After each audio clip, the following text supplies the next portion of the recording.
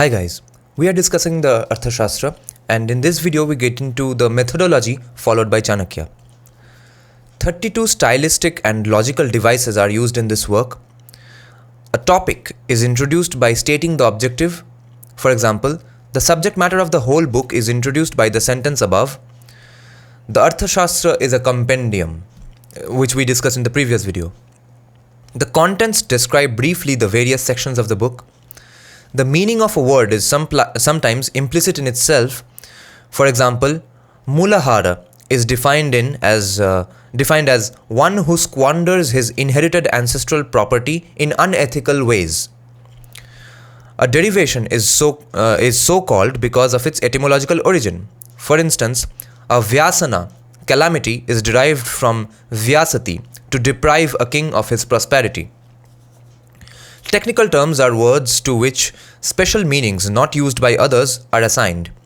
For example, the commonly used words first, second and third are used in verses in the special senses of Vijigishu or the first, the potential conqueror, Ariprakriti or the second, the hostile king whose kingdom shares a boundary with that of the conqueror, Mitra Prakriti or the third, the ally whose territory has no common border with that of the conqueror being separate.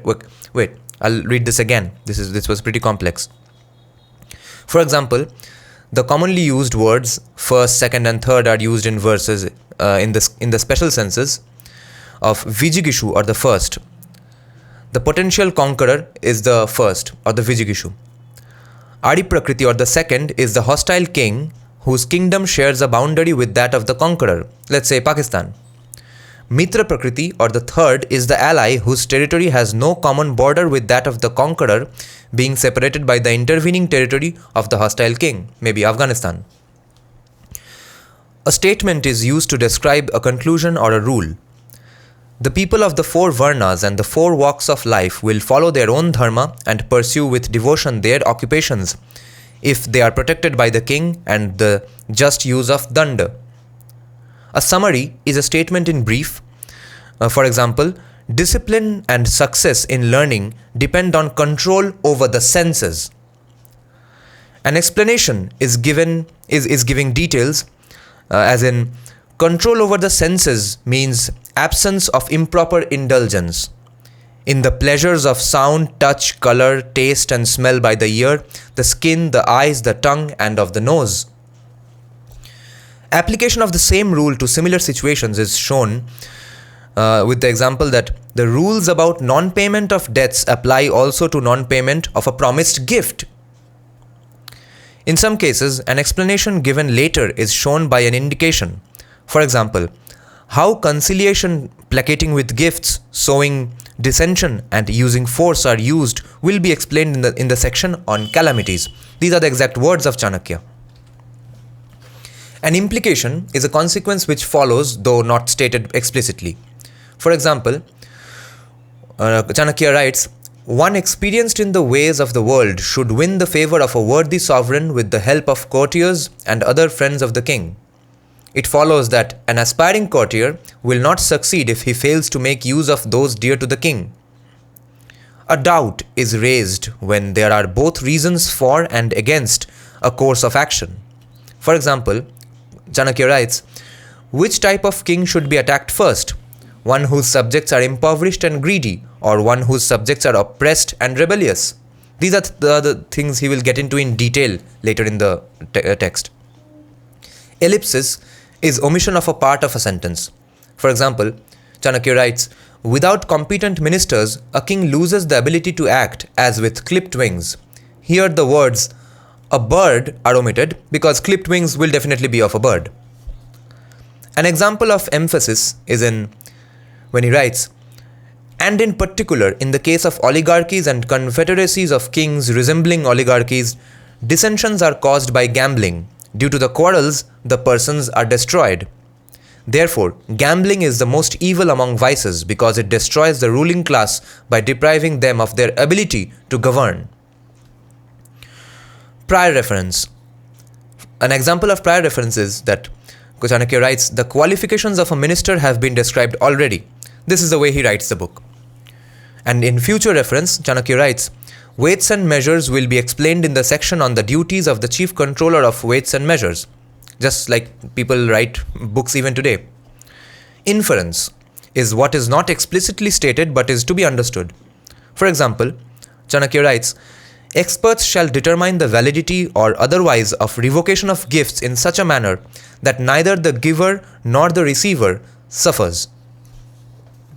Advice is giving guidance. For example, when Chanakya says, there is no need for a king to deprive himself of all sensual pleasures so long as he does not infringe his dharma or harms his own material well-being.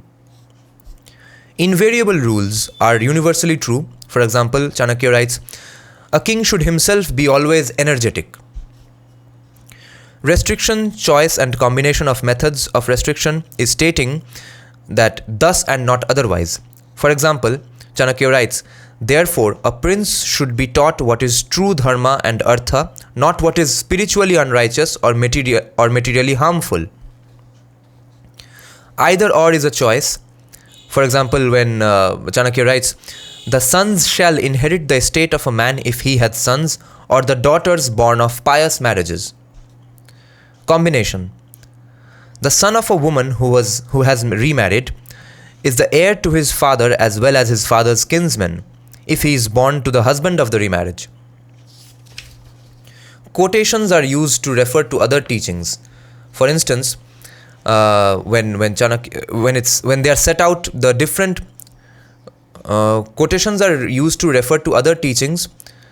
For instance, in chapter 1.15, we will get to later, they are set out the different views of Manu, Brihaspati, etc. on the questions of the number of counselors as a king should have.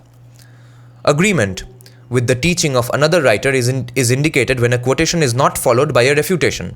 For example, Chanakya says, Ushanas says that a battle formation shall consist of two wings, a center and reserves. Reasoning is used to prove an assertion. In asserting that Artha alone is supreme, the reason given by Chanakya is that because Dharma and Kama depend on Artha. Illustration. Chanakya writes, a weak king going to war with a stronger king is like a foot soldier fighting an elephant. An analogy is used to establish an unknown with the help of the known. For example, when Chanakya writes, the king should treat leniently, like a father would treat his son, those settlers whose exemptions from taxes have ceased to be effective. Similarity is used in cases on the method of recruiting an impoverished farmer as a spy, by reference to the method suggested for a wandering monk.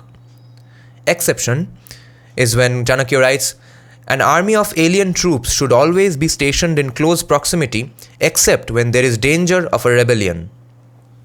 An army of alien troops. Contrary reference is sometimes used. For example, after describing the signs which show that a king is pleased with a courtier, it is said, Chanakya writes, contrary behavior will indicate that the king is displeased. Prima facie view is the statement of a view that will be rejected. For example, Chanakya writes, a calamity befalling a minister is more serious than that of the king. Conclusive opinion. Chanakya writes, a calamity to the king is worse, for all are dependent on him. He is to state what the head is to the body. And here we end this video. But remember that we will get to these sentences as well countless times, because entire Arthashastra is presented like a scientific paper.